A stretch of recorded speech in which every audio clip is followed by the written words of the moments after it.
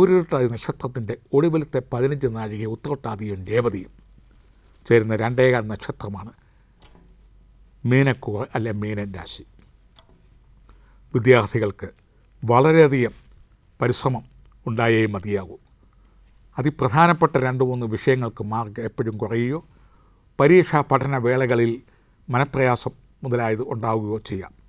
കൂടുതൽ സമയം കിട്ടുന്ന സന്തോഷകരമായി കിട്ടുന്ന ദിവസങ്ങളിൽ പഠനം ഊർജ്ജസ്വലമാക്കുക.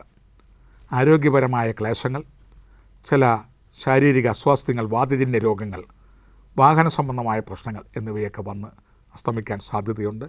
ഉദ്യോഗാർത്ഥികൾക്ക് ചെറിയ തോതിലെങ്കിലും ഉദ്യോഗം കിട്ടും. സ്ഥിരമാവാൻ 1 വർഷം കാത്തിരിക്കേണ്ടി വരും. ഉദ്യോഗത്തിലിരിക്കുന്നവർ അധികാരികളുടെ അപ്രീതിയും ഉണ്ടാവും. പനിഷ്മെൻറ്റ്, ഡിസ്മിസ്, ട്രാൻസ്ഫർ ഇത്യാദികളും അപമാനം, ആരോപണം മുതലായതും സ്ത്രീജനങ്ങൾ മുഖാന്തരം പ്രശ്നങ്ങളും സ്ത്രീകൾക്ക് പുരുഷന്മാർ മുഖാന്തരം അപവാദാരോപണങ്ങളും അധികാരി വർഗങ്ങളെ ചൊല്ലിയും സഹപ്രവർത്തകരെയും മാതാപിതാക്കളെയും സഹോദരങ്ങളെയും സൗഹൃദവും മൈത്രിയും സംബന്ധിച്ച് വിവാദങ്ങളും ഉണ്ടാവും. സാമ്പത്തികപരമായി വരവിൽ കൂടുതൽ, വസ്തുവിനോ കെട്ടിടത്തിനോ വാഹനത്തിനോ പ്രസ്ഥാനത്തിനോ വേണ്ടി കൂടുതൽ പണച്ചെലവ് വരികയും കടബാധ്യതകൾ വന്നു ചേരുകയും ചെയ്യുന്നതാണ്. വർഷാവസാനത്തോടുകൂടി ബാധ്യതകൾ പരിഹരിക്കപ്പെടും. വസ്തുവോ വീടോ വണ്ടിയോ കനകമോ വേഷഭൂഷണാദികളോ ജംഗമങ്ങളോ അധീനതയിൽ നിഷ്പ്രയാസം വന്നു ചേരുന്ന കാലവും കയ്യിലിരിക്കുന്ന പണം 24 മണിക്കൂർ തികഞ്ഞ് പണവും പണ്ടവും ഇരിക്കത്തില്ല. അത് കൈമറിഞ്ഞു പോവുകയും ചെയ്യും.